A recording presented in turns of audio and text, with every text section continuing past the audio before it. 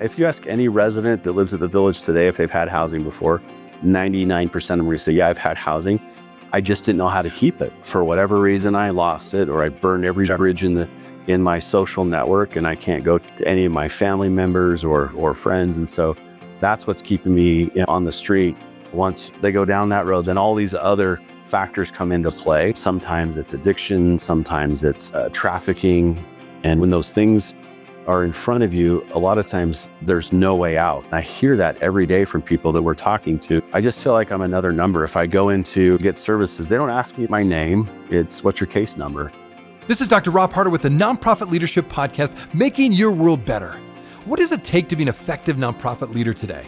What are the biggest challenges? What are the biggest obstacles? How should nonprofits fundraise in an economy that is constantly changing? All of these reasons combined led me to start this show. And it's my hope that through this series, people can learn not only what it takes to be an effective nonprofit organization, but to hear from effective leaders who are successfully making a positive impact in their communities. We hope you enjoy this show, as together we hear how they are making their world better. Welcome to the Nonprofit Leadership Podcast with Rob Harder. I'm Alex Budak. I live in the San Francisco Bay Area. I'm a listener just like you. We're all on a leadership journey looking for ways to learn and grow. Each week, I look forward to hearing Rob's latest discussion with his guests. I invite you to join us and subscribe. Thanks for listening. Into this show, my hope is it continues to be relevant and applicational to your context and what you're learning and what you're doing there in the social impact sphere. Now, this topic, we're going to be focusing primarily in the American context only because my guest is applying some of these principles in the context of the U.S. The issue we're talking about today is one that's quite controversial. And I'm sure in the UK, speaking of that, it's controversial as well. But certainly in the United States, this is an issue that a lot of people have different opinions on. And it's not so much the opinions of, is it a problem, but what's the solution to the problem? And the issue we're going to be talking about is homelessness, or I know a lot of different terms now are being used as opposed to homeless. We use the term unhoused or unsheltered. And I appreciate that. Yeah, there's different people use different terms. So I just want to recognize there's different ways to acknowledge this issue. But the bottom line is this. The controversy is not that it's an issue. In America, again, thinking about the American context, almost every major city has an unhoused, homeless problem. So that's not a controversy. The controversy, again, the contention, the strong opinions kick in of how do we solve the problem? And that is the nexus of what we talk about today with my guest. My guest is Preston Cochrane, and he leads what's called the Other Side Village in Salt Lake City, Utah. So they're finding real progress in the model they're applying to this issue. And so I think you're going to really find this interview interesting because Preston will talk about, first of all, how we got to this program and became the leader of this village, but also he's going to talk about what they're doing that may be slightly unique. And sometimes, some of the principles that he's going to share today, it's not always just like it's brand new information, but it's how they're applying it and how they're creating what he calls accountability. You'll hear him talk a lot about accountability, but also a lot about compassion and people caring for each other, speaking to each other as their neighbors. They are residents. It's not just clients. It's not a number or a case number. They talk in the terms of being a human-centered nonprofit organization. And I do think that really sets apart their approach. And again, they've been really finding some real success. I think they were recently on NPR, and other cities from across the U.S.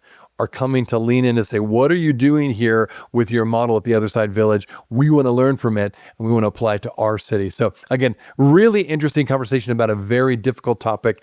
So glad you've tuned in today. Thanks for being here. And again, another shout out to my listeners in the UK. Thanks for tuning in. Now on to my interview with Preston.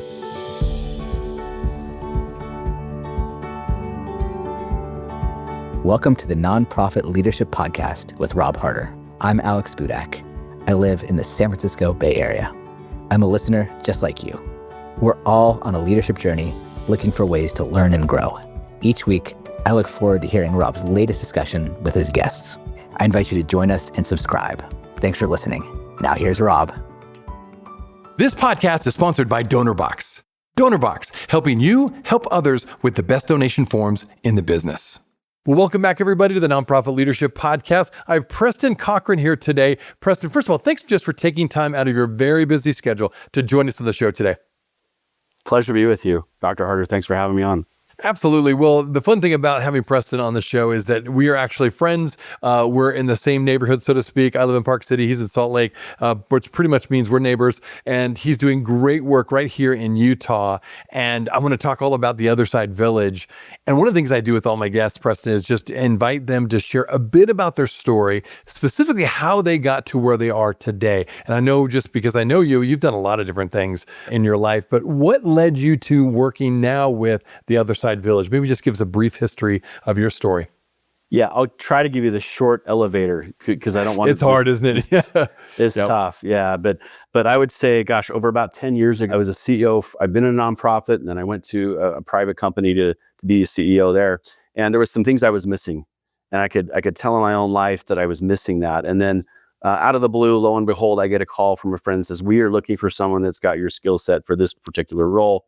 And it was working for a nonprofit organization. It was overseeing, they own homeless shelters, resource centers, permanent supportive housing, and they would contract with different providers to run those. And I was like, oh, that sounds really interesting. So I ended up doing that for a couple of years. And that was during a really interesting time in the capital city of Utah, where everything was switching to a different model, a different system, closing down one of the largest homeless shelters, and then building 3 new homeless resource centers, and then moving everybody out into that. So I did that, and I learned a lot from that. I talked to a lot of people of things that were working well, things that weren't working, whether it's in housing, in shelter. And then that led me to work in behavioral health, where I oversaw a lot of different behavioral health programs, housing, homelessness programs, mental health programs for adults. And some of the same themes kept coming up. Some of the same things, I'm like, this is a problem in the system. Things I'm hearing from people on the street of what they would like to see differently. And I had met and was familiar with the Other Side Academy, which had started in 2015. They bought the old Armstrong Mansion on 1st South 7th East in Salt Lake City, which I had stayed at when it was a bed and breakfast before. So I was familiar with it, and it was like, who's this new organization? What do they do? And became familiar with them and learned that they're helping people who've had a lifetime of incarceration learn new behaviors and learn a new way of life. And it's a free program, and they pay for it by running social enterprise businesses like a moving company and a thrift store. And so it started off on that kind of journey. And over the course of several years where I got to know them and was referring people there and working on a different project at the time, their leadership approached me and said, we're thinking about building this tiny home community called the Other Side Village. And it would do this, this, and this. And we think that you would be a good fit for someone to come and lead and run this. And so I would say it was more what I call divine choreography, where this just kind of came in front of me. And it just, of course, it was a lot of questions that I didn't really have answered at the time, but now I see why I'm in the seat that I am. Well, it's always fascinating to hear the story of what leads somebody to an organization. In your case, yeah, it's interesting to hear that combination of you were looking for something else, and also people were saying, hey, you'd be perfect for this. And again, I've seen the results, and we're going to get into this, but yeah, it's obviously been a good fit. You're doing a good job. There's been some really good traction, and you're continuing to get lots of publicity simply because the immeasurable impact has been very real to the Other Side Village. So I'm excited to get into this with my listeners. And a couple of just quick notes, perhaps, because I know I've been speaking in a lot of different organizations, and we shared about this before we hit record. There's different terms now people use for homelessness. Some people use the word unhoused or unsheltered, and I understand you really prefer right now using the word homeless simply because that's what the people you serve, that's the term they're used to. So for the interview, we'll just use the word homeless for now because that makes the most sense. Again, just sounds like for what you're doing and your context.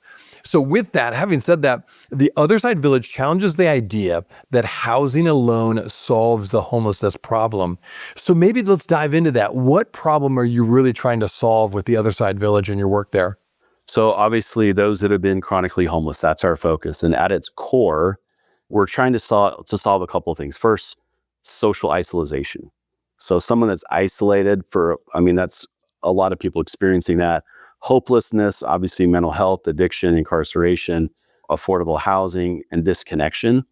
So it's not just homelessness, but we know that housing, it's important. It's part of the equation. But many people that we serve, they've experienced chronic homelessness. They've lost their community. They've lost purpose. They don't have any healthy relationships in their life, and the belief in themselves, it's long. Like before they even lost housing, they lost their own belief. And so if all we do is place someone in housing without rebuilding those foundations, those things, we may temporarily stabilize them. So we hear a lot of temporary this or transitional that. There's transitional housing, there's transitional treatment, but we're not creating any sort of lasting transformation. And so what the village is designed to do is create an environment where people can heal in community and rediscover their meaning, their purpose, and their responsibility and thrive. That's ultimately what we're trying to do. Yeah, I love that idea of thriving. That is a great goal and a good purpose. Yeah, I think that's a lot of nonprofit and humanitarian organizations. I love when they focus on the thriving aspect of those who they're serving. So love and resonate with that. Okay, so let's talk about the Other Side Village, because you do some things very uniquely. What makes it fundamentally different, say, than from traditional homelessness services or even housing first models? What makes yours really stand out? What makes it different? So right out of the gate, we didn't just study the problem. We literally traveled all over the world, different parts of the world, to look at different models, looking at different therapeutic communities, different approaches to how you deal with this population and that. And we landed on a lot of different things to kind of put this puzzle together. And so we know that housing is important, but when you build a house, what do you build first? You build the foundation, right? You're not putting the roof on first. So the biggest difference is that we're intentionally human-centered instead of not just housing centered. And so some of the traditional systems, they often focus on service delivery. So it's get someone housed, connect them to benefits, assign a case manager, and those things matter. Don't get me wrong, they're super important. But we believe that transformation happens primarily through peer relationships, a shared responsibility, meaningful work, community culture, and purpose. And so when you put all those things together, it starts to make sense for people. People start to change their thinking, and they what we call recalibrate their moral compass. And at the village, neighbors they're not just recipients of services, so they become active participants in a community. Yes, we emphasize accountability, we emphasize contribution, we emphasize recovery support and relationship building. And so the goal is not to just help people survive, but it's to help people thrive and maintain that self-sufficiency. So one of the unique aspects is our entire coaching team has lived experience. Some of those staff live on site. And we also operate some social enterprise businesses that provide on-the-job training. They provide employment opportunities. And it also generates revenue so that we can support our ongoing operations. That way we don't have to rely on government funding. Oh, and that's so important, right? With all the funding cuts, particularly from the federal level, that's becoming more and more important for nonprofits to find other streams of support. So that's smart on your end. You mentioned this already, but I want to lean into this and maybe double click, as people say. You emphasize accountability, community, and purpose. Why are those elements so critical, would you say, for long-term change with those you're serving? So for someone who's experienced chronic homelessness, what we've learned is they've survived years of trauma. They have addiction. Sometimes there's institutionalization that's involved. Obviously rejection. There's untreated mental illness. And so over time, people can begin to internalize this belief that they no longer matter. And so community for us helps restore that identity. And accountability helps restore self-respect. The purpose and work and self-reliance, it gives people a reason to keep moving forward. And what I've seen and what I witnessed is when people are surrounded by peers who believe in them, they challenge them, that's when real change becomes possible. And healing is it's hard to see when it's in isolation. And I witnessed that in homeless shelters and some different housing programs that I've been a part of, where people isolate and they rarely come out of their house. We don't let them. They can't just sit idle. That's fascinating. No, I love that. And again, I resonate with that in your approach. Now, there's no doubt when it comes to homelessness and homelessness policies, a lot of different people have strong opinions one way or the other on it. So when it comes to that and the impact you've had, but I'm sure some maybe pushback, some questions you have, from your perspective, what are we getting right? Let's just focus on that for now. What are we getting right and what are we getting wrong? Number two, as a society, when it comes to this issue of homelessness, because I'm thinking like every major city in the United States has this issue, right? And different cities are dealing with it better than others. But what are we getting right from a society perspective? And then what are we getting wrong from a society's perspective? Maybe we'll start with what we're doing right. Yeah, well, I think we've done a better job. I think here in Utah, in recent years, we're recognizing homelessness, that it's deeply connected to trauma and mental health and addiction and poverty and these systemic breakdowns. So it's gotten a much broader emphasis and approach. I think one of the things that I think we often get wrong is we're treating homelessness primarily as a housing logistics problem instead of this human relationship problem. We know housing matters, right? We know that housing alone is rarely enough to keep people who have experienced this years of instability and disconnection, to keep them going. And so in some cases, we've built these systems with low expectation and there's very little community integration, and that leaves people isolated even after they're housed. So I think now really the challenge is finding the right balance. You got to find a balance between compassion and accountability, autonomy and support, and dignity and structure, because accountability and compassion go hand in hand. It's not compassionate to just walk past someone on the street with a needle in their arm and expect them to get better, and just say, "Oh, woe is you." Like, really, the compassion part is to help that person and connect them with some services and hold them accountable. If they're breaking the law, if they're camping illegally, then we need to hold people accountable. We'll be right back. Are you looking for an easy and effective way to boost your nonprofit's donations? Well, look no further than DonorBox, the online fundraising platform that streamlines your fundraising efforts, maximizes donations, and simplifies giving for your supporters. With DonorBox, you can create beautiful donation forms, accept digital wallet payments, track donations, and send auto receipts. And the best part? There are no setup or monthly fees and no long-term contracts required. So what are you waiting for? Visit donorbox.org today to get started. That is www.donorbox.org.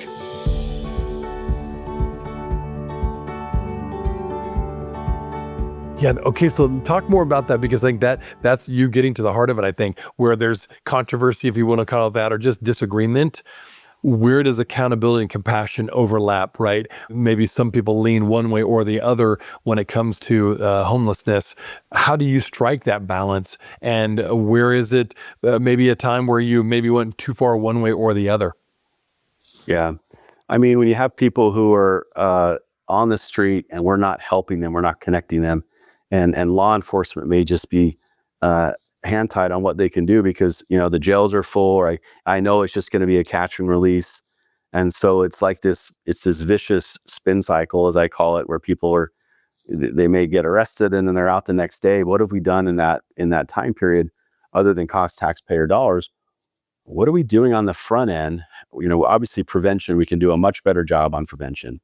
But if we're to say, let's just build everyone a house and give everyone a house, it's not going to solve the problem. Interesting. Okay. So just getting people in homes doesn't necessarily solve it. Give me more of the data. What have you found? Why is that the case? Just to play devil's advocate, why isn't that the solution? Yeah, if you ask any resident that lives at the village today if they've had housing before, 99% of them are going to say, yeah, I've had housing. I just didn't know how to keep it. I lost it for whatever reason. I lost it, or I burned every bridge in my social network, and I can't go to any of my family members or friends. And so that's what's keeping me on the street. And once they go down that road, then all these other factors come into play. Sometimes it's addiction, sometimes it's trafficking. And when those things are in front of you, a lot of times there's no way out. And I hear that every day from people that we're talking to is, I just feel like I'm another number. If I go to get services, they don't ask me my name. It's, what's your case number? So I'm just a case number. Right. And so it's building those relationships with people on the street so that we can connect them. And the village isn't for everybody. Don't get me wrong. It's not a catch-all for everybody. But if someone's hit rock bottom and they want to change their life and they want to learn a new way of life, then the village is definitely a good option. Well, good. Well, let's talk about that, like the typical journey. Someone who comes in, they hear about the other side village. How do they build those relationships? What does it look like for the peer culture that they experience when they walk through? Give us an idea of the journey from the beginning, maybe into the life of someone who lives there full time. Yeah, so the journey starts where we make a connection with someone. It could be on the street, it could be in a shelter, it could be in a library, it could be a referral call from mom, dad, brother, sister, aunt, uncle, whoever. But most people arrive. We have what's called our prep school, which is the on-ramp to the village. So you start there, and that's where you'll stabilize, and that's where you'll learn and unlearn some of those behaviors that have kept you on the street for a long time. So they arrive with distrust. They arrive with survival behavior, and we connect them with a coach who has shared lived experience. They're just farther removed from that lifestyle, but they've been homeless. They know what it's like to panhandle and do the things that pretty much happens when you're living on the street. So we focus on helping people feel safe, feel welcomed, and connect them to community, and helps them start to learn and use their voice. And so from there, our neighbors, so they're not clients, they're our neighbors, they begin engaging in those daily rhythms of village life. So meetings, group meetings, shared responsibilities, be some chores around the house, making sure your room is clean, your bed's made, you're picking up after yourself, you're showering, your hygiene is good, building some relationships, and then also peer support. And what makes the biggest difference for us is culture. So the people are surrounded by others who have this lived experience, others who have struggled. They challenge each other to grow. The peer culture creates both support and accountability.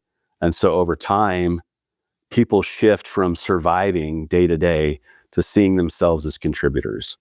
They see themselves as a leader. They see themselves as a community member again, and they feel seen.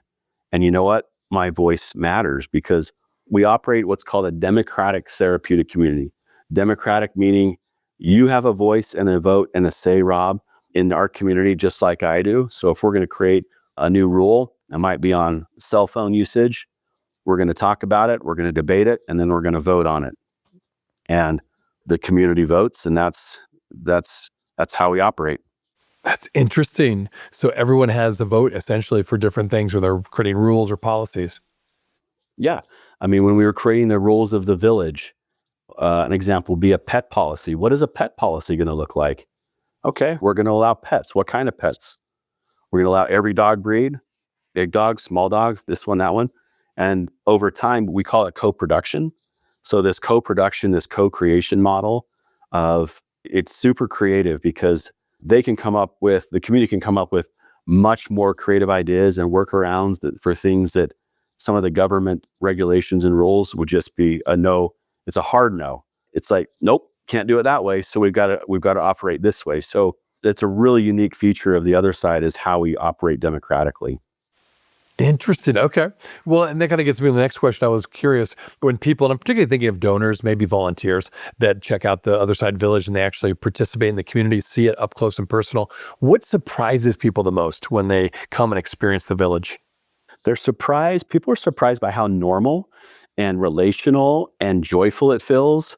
They expect to see like a service program or, the traditional, maybe it's like I'm not here to pick on the DMV, but like some sort of I'm going to be waiting in line type of model. And instead, they encounter a real community. They encounter people that are hanging out together. They're working, they're laughing, they're helping each other, they're holding each other accountable. We call it a pull up, and we're building relationships. So it could be, hey, Rob, you left your Coke can on the table there. Can you pick that up? And the culture is, yeah, of course I can. Thanks for reminding me. Instead of giving me some highbrow and question why I'm asking you that. So they're super surprised by just how warm it is. And it's very common what people say, man, there's such a different feeling here. And in the year and a half that we've been in operation where residents are living at the village, we have not had one police call to law enforcement for any incidents. Not one. Wow. Seriously. Wow. Yeah. That's seriously. unusual. Completely. And from my background and working in it, that's usually a daily or at least a weekly incident where something happens. That's very unusual. Okay. So the sense when you walk in, it's a community. People are connecting. It's interesting. Keep going back to accountability. Sounds like accountability that the residents keep each other accountable. So it's not just in a sense a top down. It's peer to peer with the accountability. Is that what you're seeing? Absolutely. It's top down, it's democratic. So a resident can pull me up just like I would them. So if I'm doing something they don't like, they'll say, "Hey, Preston, I didn't like the way you reacted to this comment," or whatever it might be. So there should be no resistance from anybody to be able to call each other out on their behavior and actions.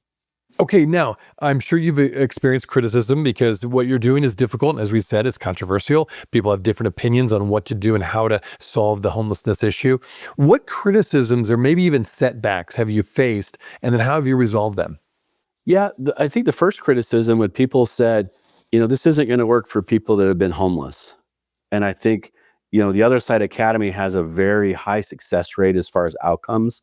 So when we look at what our outcomes are, it's tracking drug-free, crime-free, and employed. So a very successful model. And so when we applied that same methodology and some of those principles when we were starting the Other Side Village, this isn't going to work for people that have mental health. And for us, we call it the soft bigotry of low expectations. Why would you expect that they're any different from you? If we're applying this, we know this model works. Why wouldn't it work for this population? And we've proven a lot of the naysayers wrong. And oftentimes when I have someone that questions it, I'll say, well, you talk to them. Like I've never been homeless, but why don't you talk to these 5, 10, 15, 20, 30 people who are all going to tell you otherwise. And for us, it's the proof is in the people. Like I can talk till I'm blue in the face about it, but here's what actually worked for someone. And so for us, it's that proof is in the people. Interesting. Okay. Yeah, that's fascinating. And that's right. I mean, I think of any nonprofit, you want to have measurable results, right? Whether it be how many people you fed that are hungry, how many homes you built for those who can't afford homes. And in your case, you're creating this village. You've got people, actual people's lives. They're experiencing this community and they can tell the story of what they're experiencing. Yeah. Yeah. We have individuals who are running and leading some of our social enterprises who 2 years ago were living on the street. Wow. And now they're managing, they're leading, they're doing accounting, they're doing hiring, they're doing presentations, they're writing proposals, you name it, they're doing it. And so you got to be able to give people, again, the right purpose, the right environment, and the right mentors around them. Because if you're my mentor, I'm going to come to you and be like, "Hey, Rob, I'm going through this today. This is what's happened to me." And you'd be like, "Yep, I know exactly what you're going through." Versus someone in a white coat that's saying, "Well, I think this is what's going on with you. Let's maybe look at this medication or that medication," which that's not the answer for some. Obviously, we want to make sure we're using medications appropriately. And so to stabilize people, some come in under medicated, over medicated. And so it's striking that right balance with people. Well, maybe for my listeners, share about a couple of the social enterprises that you offer and run there that help, again, generate income for the residents. Yeah, so many Utah residents are familiar with the Other Side Academy. So they run the Other Side Moving Company, which is the number one rated moving company in Utah. They run some thrift boutiques. They run the Other Side Builders, the Other Side Storage. So those are all run by the Other Side Academy. We realized up front that a lot of our folks that we work with who have disabilities, physical disabilities, a moving company is probably not the best social enterprise for the population. So we said, okay, what can we work with? We landed on the Other Side Donuts. So people can work in a bakery, people can decorate donuts, people can work in the donut shop. So if you're in Poplar Grove, if you're near 8 South and Redwood Road, it's hard to miss our flagship first Other Side Donuts store, which is there, and it's run and managed and operated by individuals who are either in the program or have graduated from the Other Side prep school and are now living in the village. So started out with the first shop. We're opening 2 new locations, one in July and one in August, one downtown and one up on the University of Utah campus. Oh, wow. So 2 new locations. And then we also operate the Other Side Foods, which is a food manufacturing and freeze-dried food business. And that's just, our website's just launching on that. So the Other Side Foods. And then here at the Other Side Village, we're building what's called the Other Side Inn, which are 21 uniquely themed, smaller cottage-style homes that the general public can rent. So the next time you're in Salt Lake and you want to come have a really cool experience, come stay here at the Other Side Village and choose from 21 uniquely themed homes, whether it's a train caboose or an A-frame or a log cabin or a Mexican casita or whatever. So you go on the website and be able to choose from those. So what's cool about that is some of the residents that live at the village, they're just getting their certificate in hospitality. So they're going to be doing reservations, booking, guest services, housekeeping, concierge, all of that. So that'll be launching here soon. And then, of course, we have a list of other ones in the works, but we also operate the Other Side Community Center. So on the west side, we have a 200-seat community center space that people can rent out for different events and venues. Or we've held concerts here. There's a church that rents it on Sunday. We've had all sorts of symposiums and workshops. And so nonprofits can use that for galas or fundraisers, things like that. We're partnering with Homemade Utah to host the annual diaper drive next month. So that'll be exciting. That's a huge deal. Yeah, we benefit from the organization I used to lead, benefited from that. It's a big deal. People really come out and support that. That's great. Yeah, so we're hosting that here. Excited for that. Hopefully it gives you a good idea of the things that we're working on. Again, the goal is to create those are the learning labs. That's where people are learning skills and workforce development and training and on-the-job training. And that's really the classroom, but it's the behavior, because your good end behaviors come out in the workplace. And so that's a place to practice those skills and behaviors that you're learning. Well, that leads me to my next question. I was going to ask about, how do you measure success individually? We'll talk about your group and organization as a whole, but individually, how do you measure success for each resident or neighbor in the village? Yeah, we've narrowed it down to 4 critical categories. That being, it's pretty easy. Permanently housed, if you can maintain your housing. Employed or self-reliant. Some people could work full-time, some can work part-time, some may not be able to work at all. So self-reliant, how can we make sure that you're able to be self-reliant? And then drug-free and crime-free. So those 4 things: permanently housed, self-reliant or employed, drug-free, and crime-free. The way that we maintain a drug-free and sober environment is we do regular drug testing, staff included, and then making sure that people are following the law and following the rules within the village. So those are the 4 critical areas that we track as far as success. Yeah. Okay. Now let's expand that to the organization itself. If you were to kind of project the next 5, even 10 years, if your model continues to work, where would you see the Other Side Village, say 5, 10 years even from now? Yeah, I mean, success would mean we've demonstrated that this human-centered model, this human-first model that we've created, creates a better long-term outcomes than systems built solely around housing placement or crisis response. So I'd love to see people not only just remain housed, but reconnect with family, maintain their recovery, become employed, maybe start a business, develop some leadership, experience that real belonging. Because once you reach the village, it's like you've reached base camp. You've reached base camp, but there's still a long climb ahead of you. So long term, I hope the Other Side Village helps shift the national conversation around homelessness, not just from managing symptoms to ultimately rebuilding this human connection and community. So if we can do it, and if other cities begin adapting similar models that are rooted in the same philosophies and purpose, this pure culture, I think that would be incredibly meaningful. And that's happening right here in the state of Utah. Well, it's interesting you say that. So do you feel like, have you already gotten enough attention from other cities around the country that say, hey, we want to lean in. Tell us more what you're doing. Your model seems to be working. Are you already getting that at this point? We are. We've been getting a lot of national attention. We've been featured on NPR. We've been featured on some national outlets. We hosted a workshop here at the National League of Cities conference last year. Over 200 cities come and visit and walk through and see it. And constantly talking to other states and other leaders that are working on this and trying to figure out what might work in their own backyard. So we're an open playbook. We're happy to share. We host groups here and talk about what we're doing. And obviously we're learning too. We're staying innovative, and we constantly are turning the dial left to right. However notches we need to do to make sure that we're doing a better job than we were yesterday.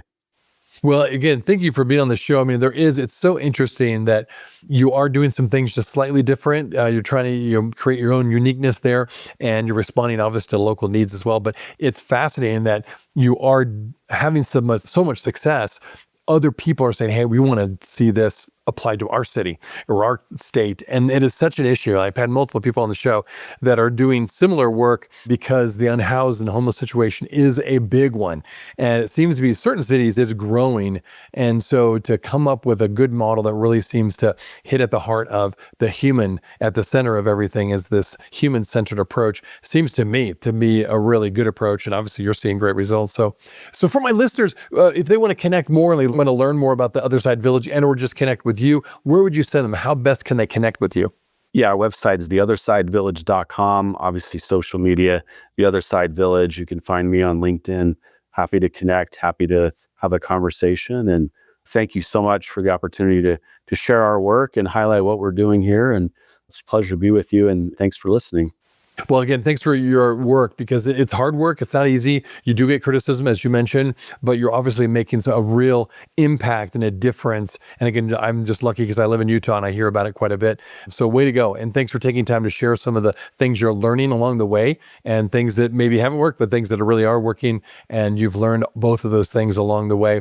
And for my listeners, I'm going to put a bunch of links in the show notes. I encourage you to hit those links, find out a little bit more about Preston, find out more about the Other Side Village, because this is an issue, again, all around the country, let alone the world, but certainly right here in the United States, there's plenty of cities struggling with the same issue that right now Salt Lake and the surrounding area within Utah is dealing with.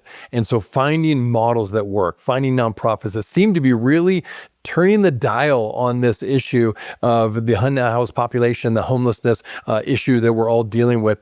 I think it's worth the look. So I encourage you to just check it out. It's fascinating, and you'll get to learn a little bit more about Preston as well. He's been on quite a bit of interviews and other podcasts, so you'll get to hear a little bit more of what he's doing in his vision. So once again, Preston, thanks for taking time to be on the show today.